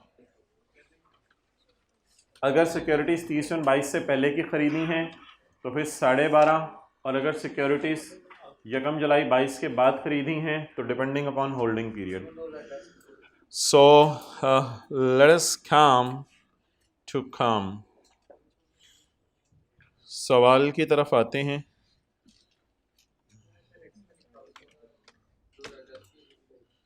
नहीं 10 तो एज्यूम ना करो, इसमें आप बेहतर है कि वो अजम्पशन लो जिस अटेम्प्ट में सवाल आया है। तो सवाल आया है मार्च 21 में, तो फिर 2021 लो, इसको 2001 तो ना लो। तो ये जी बनता है 31 दिसंबर 2021 का साल, और डेट ऑफ परचेज़ है जून 2020 इसे हम कहेंगे, और ये बनेगा नवंबर 2021। डेट ऑफ परचेज़ लिखें यहाँ पे, डेट ऑफ परचेज़ 1 जुलाई 22 से पुरानी है, बल्कि डेट ऑफ सेल भी पुरानी है, हमने तो डेट ऑफ परचेज़ देखनी होती है। डेट ऑफ परचेज़ 1 जुलाई 22 से पुरानी है, इसलिए होल्डिंग पीरियड नहीं देखा जाएगा, 12.5 का रेट लगेगा। लेकिन अगर बिल फर्ज डेट ऑफ परचेज 1 जुलाई 22 के बाद वाली होती तो इसका होल्डिंग पीरियड है जून 20 से लेके नवंबर 21। तो जून 20 जून 21 1 साल, और 1 साल और 4-5 महीने, 1 साल के बाद 2 साल के अंदर फिर ये वाला सिनेरियो बनता। लेकिन अभी इस चक्कर में पढ़ने की ज़रूरत नहीं, तो रेट डायरेक्ट लगा देंगे 12.5 तो 12.5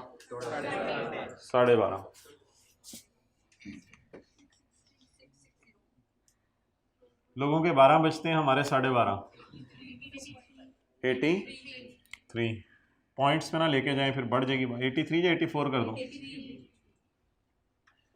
ओके पप्पू व्हाट आगे की है फॉर्मेट से समझ लें। पप्पू फॉर्मेट है तो टैक्स ऑन डिविडेंड। पप्पू को दोबारा सुला दें। अच्छा इसमें ना इस तरह नहीं हो सकता सॉल्व कि आप सवाल में जाके देख रहे हो कौन सी एडजस्टमेंट है। इस पॉइंट ऑफ टाइम पर आके सवाल में, आप सवाल में जाके नहीं एडजस्टमेंट देख सकते, अब आपको अपने से बातें करनी होंगी कि यार अब क्या लाइन है, अब फॉर्मेट में क्या लाइन है, अब ऐड टैक्स ऑन डिविडेंड, फिर आपके माइंड में खुद ही क्लिक करता जाएगा। बादशाह सलामत फरमा रहे हैं डिविडेंड को लाया जाए 36 120। अब सैलरी पे जो टैक्स कटा है वो माइनस कर दें। अच्छा नौकरी कर ही नहीं रहा, बिजनेस है इसका, चलें फिर आगे। डिविडेंड पे जो टैक्स कटा है वो माइनस कर दें, less tax deducted on dividend 36। अगली बात, अब ना आपने मार्क्स लेने हैं अलग अलग, और इसको इकट्ठा नहीं करना, ना यार बातें ना करो, इसको इकट्ठे नहीं करना। अब आपने हर एक के मार्क्स अलग अलग लेने हैं। That is withholding tax on import, income tax deducted by customer, advance tax paid।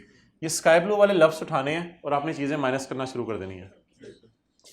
Taxes deducted या कलेक्टेड या पेड एंड पे माइनस कर दिया करने हैं। Tax on import,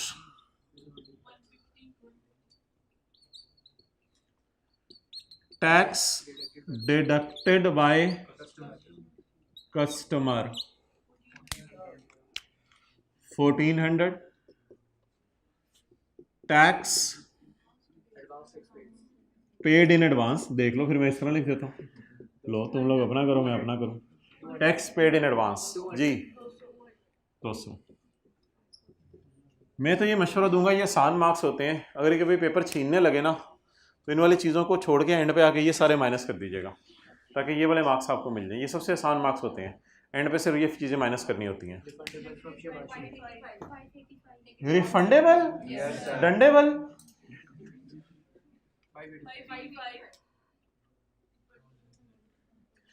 refundable on zero rates, sorry दिमाग की गरारियों को वापस लाइन, इनकम टैक्स हो रहा है।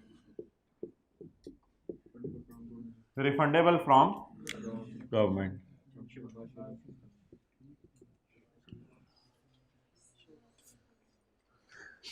ना किया करें गिबतें लोगों की। रिफंडेबल फ्रॉम गवर्नमेंट या रिफंडेबल टू असगर, एक ही बात है। सवाल कह रहे हैं मुझे ये ना बताओ रिफंडेबल फ्रॉम गवर्नमेंट, सवाल कह रहे हैं मुझे बताओ रिफंडेबल टू एसी करके, ठीक है एक ही बात है। एसी ना पूछिएगा कौन है अब, असगर, तो रिफंडेबल टू असगर या रिफंडेबल फ्रॉम गवर्नमेंट, ठीक है। मोबाइल साथ से यूज हो रहा है, जरा बंदा ताज़ा दम हो जाता है। ओके आगे चलें। अगला क्या न्यूमेरिकल है, न्यूमेरिकल ही सी है बस।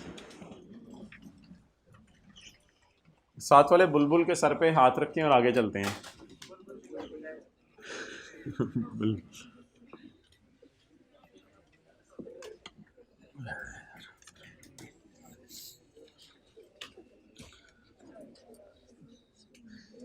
यार एक बात कर दूं आप लोगों से,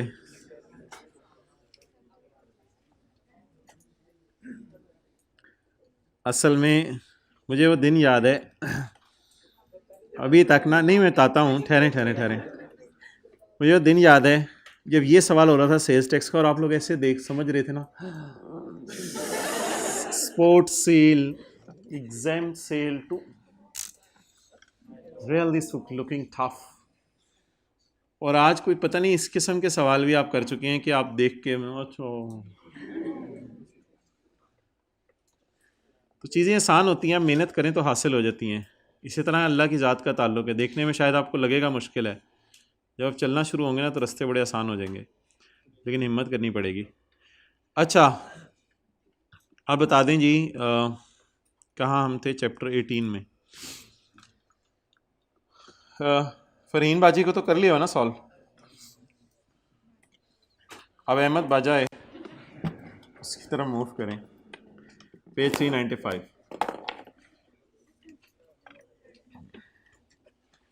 बस एक स्टोरी सी है अहमद के बारे में, मैंने कहा आप लोगों को बता दूं, कहीं ऐसा ना हो कि मरने से पहले हमें पता ही ना चले अहमद ने क्या किया। अहमद ने ना MBA कर लिया है, has completed his MBA from a university in South Asia नहीं, यूनाइटेड स्टेट्स ऑफ अमेरिका, बाहर के मुल्क से उसने MBA किया है. He had been living there since August 2013 से वहाँ गया हुआ है फॉर हिज एजुकेशन, पढ़ने के लिए. पाकिस्तान आया था, उसकी खाला की शादी थी 2017 में, पाकिस्तान आया था, लेकिन अब मार्च अप्रैल मई जून पाकिस्तान रहा था. भाईजान अटेंटिव रहें, मार्च अप्रैल मई जून का मतलब है ये नॉन रेजिडेंट था. और जुलाई अगस्त सितंबर भी रहा था, ड्राइवर बन के खाला खालू को सैर कराता था, तो जुलाई अगस्त सितंबर भी रहा था ये, तो स्टिल नॉन रेजिडेंट. तो 10 मार्च से 30 जून 17 भी 180 से कम है, और 1 जुलाई 17 से 30 सितंबर 17 भी 183 से कम है. तो इट मीन्स के he is a non resident. तो आने से ये नहीं कि आने से रेजिडेंट बन गया हो, रहा तो नॉन रेजिडेंट ही. Next, and then went back to USA, और फिर दोबारा अपनी तालीम हासिल करने के लिए चला गया. लगा हुआ MBA करने, 2013 का लगा हुआ, 14 गुजरा, 15 गुजरा, 16 गुजरा, 17 गुजरा, लगा हुआ MBA करने टू कंप्लीट इज MBA. हालांकि वो कहते हैं मैं इतना MBA कर रहा हूँ, अल्लाह मेरे भी भाग लगाए, full stop. Along with studies के साथ वो पार्ट टाइम जो है बर्तन धोता है एक रेस्टोरेंट में. ये व्हाट इज दिस, पढ़ लें, यही होता है, और क्या होता है. He was doing a part-time job at a restaurant in USA till नवंबर 19 को मेरे ख्याल से इसका MBA कंप्लीट हो गया. अब इसने सोचा कि अब अपनी सरजमीन में चलते हैं, अम्मी अब्बू के साथ रहते हैं, बहुत जुदाई बर्दाश्त कर ली, पाकिस्तान आ गया ये 1 दिसंबर 19 को. ठीक है जी, मरहबा, आप टैक्सिया 2020 में रेजिडेंट बन गए. वो अपनी आने की डेट्स बता रहे हो, अपनी गरारी से इनकम टैक्स में अड़ी हुई आपकी. अच्छा, तुम 1 दिसंबर 19 को आ गए, दिसंबर, जनवरी, मार्च, अप्रैल, मई, जून, टैक्स ईयर 2020 में तुम 7 महीने तुम रेजिडेंट हो. ही रिटर्न टू पाकिस्तान on 1 दिसंबर 2019, और इसने सोचा कि अब मैं लोगों से प्लेटें धुलवाऊंगा, और एक कारोबार शुरू कर दिया, ट्रेडिंग बिजनेस कारोबार शुरू कर दिया इसने. अब इसके नौकर होंगे, पहले ये किसी का नौकर था, अब इसके नौकर होंगे. वक्त बदल गया. फ्रॉम 1 जनवरी 20, मेरे ख्याल से 1 महीना वेलियाँ मारता रहा होगा पाकिस्तान में, दोस्तों यारों रिश्तेदारों से मिलने. उसके बाद इसने सोचा पाकिस्तान में ना कारोबार शुरू करती हैं, MBA को नौकरी तो कहता है मिल नहीं रही, तो चलो कोई नहीं, अब कारोबार अपना को शुरू करते हैं. ये और बात है, इसको लॉस आ गया मेरे ख्याल से, वो छोड़ें. अच्छा, अब मोहतरम, यहाँ तक की कहानी ये है कि सवाल की रिक्वायरमेंट है 2020 का साल, सवाल है 2020 का. तो अगस्त 13 में वहाँ गया था, तो 14 अगस्त 13 का मतलब 30 जून 14 है ना, 14, 15, 16, 17, 18, 19, 20, नॉन रेजिडेंट. वैसे 17 में आया है ये 1 मार्च, लेकिन नॉन रेजिडेंट. 18 में भी पाकिस्तान था, जुलाई अगस्त सितंबर में, देख लेना इधर, बाद में साथ वाले से बातें कर लीजिएगा, इधर ही होगा वो नॉन रेजिडेंट. 2019 में भी, 2020 में 1 दिसंबर 19 को पाकिस्तान आया है, 7 महीने की वजह से क्या बन गया, रेजिडेंट. डन. आगे चलें जी. ठीक है, एक हल्की सी इन्फॉर्मेशन मुझे मिली, काम की, मैंने लिख ली. 1 दिसंबर 19 को पाकिस्तान आ गया जी. इसका मतलब है कि जुलाई अगस्त सितंबर अक्टूबर नवंबर तक USA में था, और दिसंबर जनवरी फरवरी मार्च अप्रैल मई जून पाकिस्तान में है.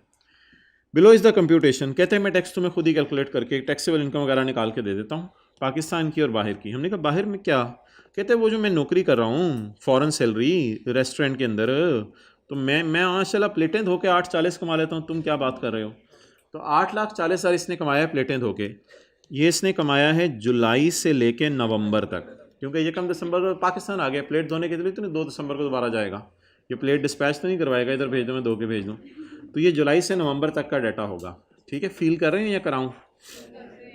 ओके, पाकिस्तान में भी इसने कारोबार शुरू किया मेरे ख्याल से 1 जनवरी को शुरू किया है पाकिस्तान में. 30 जून 20 तो हमारा ईयर एंड है ना. माशाल्लाह पहले साल ही 40 लाख की सेल होगी, 22 लाख के खर्चे हैं, 28 लाख के खर्चे हैं, नज़र डोनेशन 6 लाख की हैं, और 2.5 लाख की कोई यूएसए में भी डोनेशन दी है इसने। ओके अब्दुल्ला अभी ठहरो, मैं इनको ज़रा सीए करा लूँ, मैं फिर बताता हूँ। हाँ सेलिंग एंड एडमिन सेलिंग भी उधर ही सुई अड़ी है यार, ये कौन नहीं कभी तरक्की कर। Selling and admin expenses include the following. Selling admin expenses में ये पड़ा हुआ है, प्लीज़ पढ़ाने दें यार। सैलरी ऑफ 8,40,000 पे टू 2 एम्प्लॉयज़। एक इसने पप्पू नौकरी पे रखा हुआ है, एक शप्पू नौकरी पे रखा हुआ है, 2 एम्प्लॉयज़ हैं इसके, पप्पू और शप्पू। तो सैलरी है 8,40,000 की, pay to 2 employees equally in cash. Each नहीं लिखा हुआ, हर एक को 8,40 दी है, दोनों को दी है तनख्वाह पूरी 8,40 इक्वली। अब अगर 2 लोगों को तनख्वाह दी 8,40 तो एक को कितनी दी? 4,20,000। कैलकुलेटर के बगैर पता चल गया 4,20,000 तनख्वाह दी है कैश में, और विद होल्डिंग टैक्स अल्लाह का शुक्र है काट लिया। तनख्वाह पे जो टैक्स बनता था वो काट लिया। तनख्वाह पे टैक्स भी काटना होता है, और अगर 25,000 से ऊपर की हो तो चेक में भी देनी होती है। अब आप 8,40,000 को जब डिवाइड किया 2 से, तो एक एम्प्लॉय की तनख्वाह निकली 4,20,000, 4,20,000। अब 4,20,000 को अगर मैं डिवाइड करूं 12 से नहीं 6 महीने से, क्योंकि उसने पाकिस्तान में कारोबार शुरू किया 1 जनवरी को, तो ये थोड़ी सी गलती हो सकती थी पेपर में कि 4,20,000 को आप डिवाइड कर देते 12 से, 4,20,000 को डिवाइड करें 6 महीने से। अच्छा 840 क्या है? 2 लोगों की 6 महीने की इकट्ठी तनख्वाह। इसको अगर मैं डिवाइड कर दूं 2 से, तो एक बंदे की 6 महीने की तनख्वाह। अगर मैं 420 को डिवाइड कर दूं 6 मंथ से, तो एक महीने की एक एम्प्लॉय की तनख्वाह कितनी निकली? 70,000। वैसे आप लोगों ने 12 से भी डिवाइड कर देना था तो 35,000 आना था, उधर भी आप लोगों ने छिक के रखना था, खैर है। तो 12 नहीं नहीं नहीं नहीं वो इस तरह डो नॉट कॉम्प्लिकेट है ही नहीं वो, फिर तो हर एक को इस तरह नहीं समझ आएगी। तो 4,20,000 को डिवाइड किया 6 से, तो जवाब क्या आ गया? इसका मतलब है हर एम्प्लॉय को 70,000 रुपये आपने तनख्वाह दी है हर महीने कैश में। ये जुर्म है, इसकी आपको सज़ा मिलेगी। तो सवाल की रिक्वायरमेंट है कमेंट करें कंप्यूटेशन के ऊपर और सजेशन दें। तो कमेंट हम ये करके आएंगे कि 25,000 से ऊपर की तनख्वाह आपने कैश में पे कर दी है, इसलिए ये नॉट अलाउड है। और सजेशन ये दे के आएंगे कि नेक्स्ट टाइम आप तनख्वाह ना ज़रा चेक में दीजिएगा 25,000 से ऊपर की। तो सजेशन उसने ज़िंदगी में पहली दफ़ा मांगी आप लोगों से, तो इस तरह की लाइन नहीं लिख के आनी, for further suggestions please contact me. आप लोगों ने ये सजेशन दे के आनी है। अच्छा इसके बाद जो है वो मोहतरम अच्छा वैसे क्या उसको इस तरह देना चाहिए 70,000 per month paid to Pappu and Shappu for 6 month, इस तरह देना चाहिए, या 840 दे के उल्टा चलवाना चाहिए? आप सीए कर रहे हैं, बीए कर रहे हैं, तो मेरे ख्याल से तो आपके लेवल की एडजस्टमेंट है, आपका भी अब एक लेवल है, तो आपके लेवल की एडजस्टमेंट है। ये ना कहीं अब मुझे वो देगा 70 और फिर वो बचपन वाली मुझे चीज़ें तो पता है नहीं, इस तरह नहीं, अब तो बड़े हो गए हैं। आगे चलें, फील करें। पॉइंट 2, 6 लाख उसने फिजिबिलिटी स्टडी के लिए पे किया है, जो कि बिज़नेस शुरू करने से पहले इसने की थी। तो यार ये खर्चों में तो नहीं डालनी चाहिए आपको, इसको उल्टा के ये 6 लाख डोनेशन भी इत्तफाकन 6 लाख है, ये कोई और डोनेशन है, ये नोट ए अभी चल रहा है। तो 6 लाख आपने फिजिबिलिटी स्टडी पे की है, इसको उल्टा के इसकी जगह आप 20% माइनस कर देंगे। इसके बाद आपने डोनेशन दी है चैरिटेबल हॉस्पिटल को पाकिस्तान में, ये कोई नहीं, ये इसका टैक्स क्रेडिट मिल जाएगा, बिजनेस की रिडक्शन नहीं है ये कम से कम। और 2.5 लाख रुपया जो आपने यूएसए में डोनेशन दिया, ये बिल्कुल माइनस करने की इजाज़त नहीं है, क्योंकि जो सेक्शन 67 है हमारा टैक्स क्रेडिट्स वाला, उसमें यूएसए वाली डिडक्शन तो माइनस करने की इजाज़त नहीं हो सकती, या टैक्स क्रेडिट भी माइनस करने की इजाज़त नहीं हो सकती। ओके, तो अब मैं रेडियो चलाने लगा हूँ, जब आपका प्रोग्राम हुआ मुझे बता दीजिएगा, मैं बंद कर दूँगा। तो हम कमेंट करना कैसे शुरू करें? कमेंट करना ऐसे शुरू करेंगे कि सैलरी ऑफ रुपीज़ 8,40,000, अब सुन लीजिएगा यूट्यूब पे ऊपर, salary of rupees 8,40,000 is paid to 2 employees in 6 months. It means the salary per employ is 4,20,000, and 4,20,000 when we divide it by 6 months, the salary per month paid to each employee is 70,000 per month. If a salary is paid to an employee exceeding 25,000 otherwise than by cross check or direct transfer in the employee's bank account, it will not be allowed as deduction under the head income from business. Therefore, this salary being paid in cash will not be allowed as deduction irrespective of the fact that whether he has deducted the tax or not. तो इतना सा मैंने बोला, थोड़ा सा आप short करके और लिखाइएगा, लेकिन ज़्यादा बोलूँगा तो आप थोड़ा लिखेंगे आगे। हाँ, इसके बाद अगली बात सजेशन है। In this regard I suggest you Ahmed, you should pay me a fee of 10,000, then I will suggest. In this regard, I suggest to Ahmed that be cautious guy next time, pay the salaries in check if the amount exceeds or by direct transfer in employees bank account. मशवरा पूरा दिया करें, अधूरा ना दिया करें। उठ जा, क्लास हो रही है, आगे चलें। इसके बाद जो है वो ₹6 lakh paid in respect of feasibility study. Well it falls under the, इस तरह शुरू हो जाएगा एग्जामिनर से थोड़ी सी गपशप के मुंह में। Well it falls under the definition of pre commencement expenditure and this is amortized over a period of 5 years. So it should not be allowed as a deduction, rather a 5 years base amortization should be calculated amounting to ₹6 lakh divided by 5. Figure examiner तुम खुद निकाल लेना। Next, with regards to donation which are given by Ahmed in Pakistan, well I suggest that these are not allowed as a deduction under the head income from business at least. So what are you doing, man? This is not a deduction allowed under the head income from business. Rather, a tax credit will be allowed because it qualifies under section 61. Section 61 का नाम भूल गया हमें, under the income tax ordinance 2001. What about donation in USA? Well, I think the donation is USA does not fall under the definition of charitable donations under the section 61 या under income tax ordinance. Therefore, no deduction or no credit will be allowed in respect of foreign source income. Well, if after calculation still there is a loss under the head Pakistan business income, so it will be carried forward that apparently there is no other income given in this question. Last but not the least, my examiner, I would like to say that 8,40,000 being earned by manjing the Bhartan in the USA is a foreign source income. अच्छा, अब salary के बारे में ना दो provisions हैं। एक provision salary के बारे में ये है कि सैलरी अगर जो है वो आपकी पे हो जाए, सॉरी, अगर सैलरी पे बाहर के मुल्क में टैक्स कट जाए तो सैलरी आपकी जो है वो ऐसी है जो एग्जेम्प्ट हो जाती है। दूसरी प्रोविजन ये है कि अगर सैलरी पे टैक्स ना भी पे किया हो लेकिन आप पाकिस्तान में मौजूद नहीं है बल्कि बाहर मौजूद हैं साल के आखिरी दिन और सिटीजन है, फिर भी सैलरी माफ़ है। अब ना ये, थोड़ा सा टाइम दे दें, अभी पैकअप इकट्ठे करेंगे पैकअप। अब ना ये पाकिस्तान के अंदर जो है वो पाकिस्तान में मौजूद है, ना ये बाहर मौजूद है साल के आखिरी दिन, और ना इसकी सैलरी पे टैक्स कटा है, तो अपेरेंटली सैलरी इसकी टैक्सेबल है। बट एक प्रोविजन है जो इनकी भी बाप है, ये दो प्रोविजन सैलरी पे लगती हैं।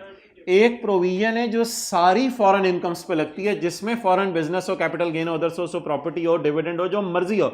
एक प्रोविजन है जो सारी फॉरेन इनकम्स पे लगती है। That provision prevails over everything.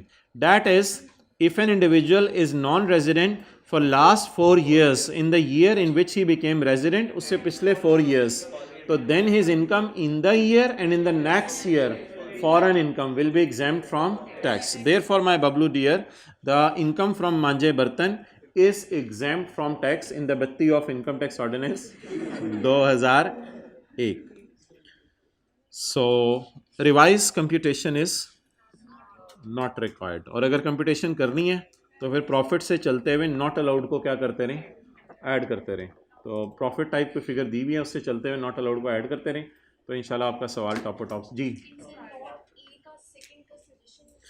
Suggestion तो कोई भी नहीं दे सकते। फिजिबिलिटी स्टडी को उसकी अकाउंटिंग, देखें सजेशन होगा टैक्स पॉइंट ऑफ व्यू से, अकाउंटिंग पॉइंट ऑफ व्यू से सजेशन अब नहीं। अकाउंटिंग वालों ने डाल दिया 6 लाख तो बस डाल दिया, टैक्स कंप्यूटेशन में हम अब क्या सजेशन दें उसको, कुछ भी नहीं दे सकते। कोई ज़्यादा सजेशन देनी भी है तो यूएसए वाले डोनेशन में दे दें कि next time you should make donation to the institute specified under section 61। तो इससे ज़्यादा और क्या सजेशन दे सकते हैं। चलो जी क्लोज करो, ये ज़रा बैठना, ये बुक देना।